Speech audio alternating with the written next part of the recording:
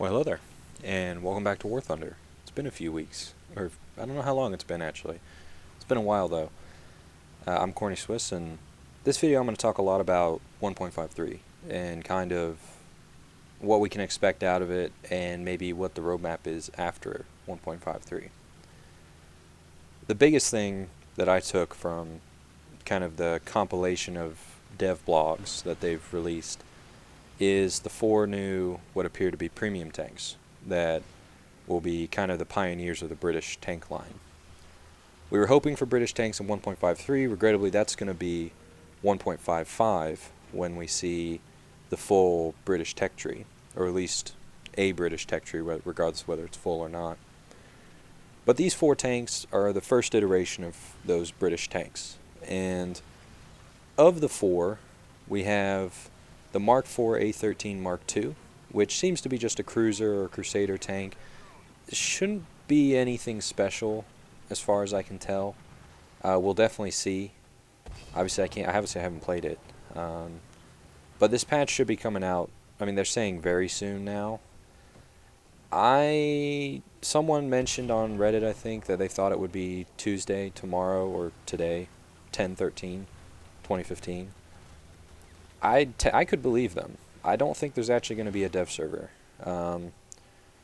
It seems that they don't want to do one for their own reasons, but that's not the point. I think it's going to be your classic low-tier vehicle. I'm not sure how the armor's going to handle. I'm not sure how the gun's going to handle. The guns are the big question for me for a lot of these tanks. But in addition to that, we have the M10 Achilles, which seems to just be a Wolverine with a British gun on it. We have a Sherman Firefly, I'm not even going to try and pronounce that name, and the A43 Black Prince. The 2 tanks I'm most interested about on this little list is the Firefly and the Black Prince.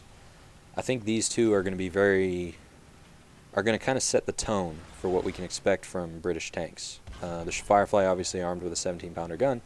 I can't remember what the Black Prince is armed with, but suffice to say, I'm not interested about the gun on the Black Prince. I'm more interested about its armor.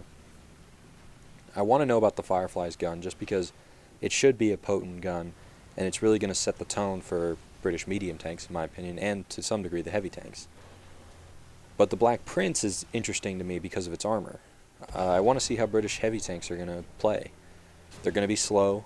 They're going to need to be angled. But the interesting part is that the armor is so flat. I'm worried about how effective it'll be. Will it just be a credit and XP pinata, where you just shoot it and it just dies because its armor is too flat? But we'll see. That's why we need to try it out. I'm interested to try it out. So those 2 should be pretty fun. The other 2 I think will be fun too. But I'll be more focused on the Firefly and the Black Prince. I'll probably try the Black Prince first, because the Firefly is essentially a Sherman with a different gun. The Black Prince is an entirely new kind of design. It's interesting because it's brand new, and I think it should, if you can figure out how to make it work, it should be really, really good. But we have to see if we can make it work. I thought the T95 was going to be indestructible. It was pretty destructible, so we're going to have to figure out how it plays. But there are some other changes that they're bringing in addition to these tanks. We're getting a couple new maps, which is pretty cool. It's always cool to get new maps. And an assortment of other tanks, a few of them rocket armed, which should be interesting. And planes, I'm not going to try and talk about the planes. I just don't know enough about planes to really discuss them. In no particular order, there's 2 more things that really interest me.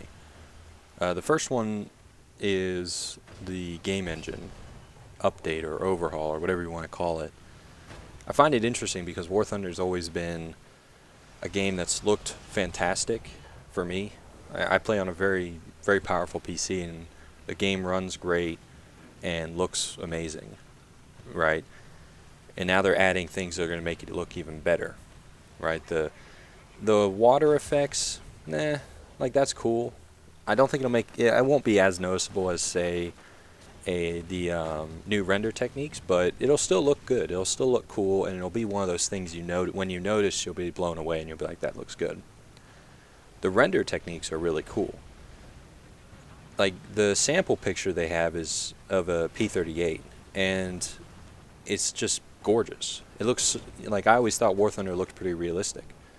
Well, with this new render technique, it just takes it to another level. It just looks gorgeous. The way it shines and the metallic color, it looks really good.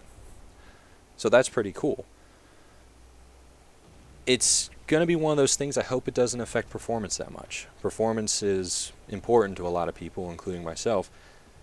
But if they can insert these techniques and this stuff in without really hampering performance, I think it's going to be really, really good, and just kind of push that graphical fidelity packet a little bit farther. Now, the next change I find very interesting.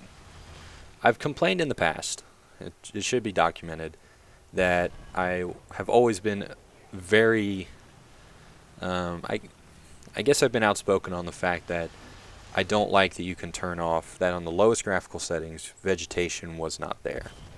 I felt like that was a basically playing on a lower difficulty, and it's part of the reason that drove me away, or kind of pushed me to this sort of hiatus I needed to take from War Thunder.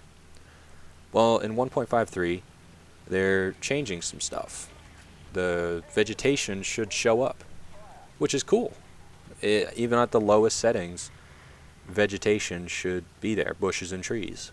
Now, it'll be debatable if it has, I think it'll be there, but it might still not be the same cover as when you play on ultra high settings, where just for reasons that are difficult to explain. But the fact that the bushes are there and can be providing you cover sounds really good to me, and that's gonna take away a lot of that lingering doubt in my mind, and I'm stoked about it. I hope it doesn't affect performance that much. I can see it happening, but hopefully it's not that bad, and it kind of doesn't drive people out of the game. But it's definitely something I'm excited about. I'm stoked about. So definitely in 1.53 we're going to see more War Thunder videos, just primarily for that reason. I think it's going to bring a lot of, I think this change more so than any of the others is going to kind of push people to give it another go type thing. I think it's a very important thing to do. We're also finally getting some amount of destructible environment. When did they tease that? Probably a really long time ago.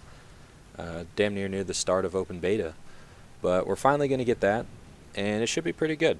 I don't know kind of to what extent. I think it's going to be specific buildings. It'll probably be on a very limited scale, but the fact that it's here is cool. So, all that being said, I'm kind of projecting that this update, because they've wrapped up all the Devblog stuff, I wouldn't be surprised if this update hits Tuesday, today, the day this video goes out, anytime between now and next Tuesday or next Thursday. I think we're on a day schedule. We're counting the days rather than months or weeks. So hopefully we get it soon. Stoked about, and when it drops, as soon as I can, I'm going to live stream. So be watching for that when 1.53 goes live. Expect a live stream somewhere within probably 24 hours from our channel. I won't be able to announce it very quickly, but I encourage you to follow our Twitch channel if you don't want to miss anything. But I'm excited about the British tanks, even though we don't have the whole tech tree, which I'm kind of bummed about. But we do have 4 premiums, 4 tanks we can really dive in with and hopefully get a feel for what the British tanks are going to be like. And that's kind of what I want. I want to be able, and honestly, it's going to make my life easier trying to review these tanks if they come a little bit slower. I don't want to get overwhelmed by just so many tanks to review. And the other changes are all, in my opinion, good. I would have loved to see some type of change to complement the changes that have already happened and maybe bring them back in line, but we'll see. We'll see about that. But anyways, hope you guys are getting excited for 1.53. I know I am. And I think I'm ending my hiatus from War Thunder very soon, to quote the update 1.53 timetable. But anyways, thank you guys for watching. I've been CornyBros. I'll see you next time.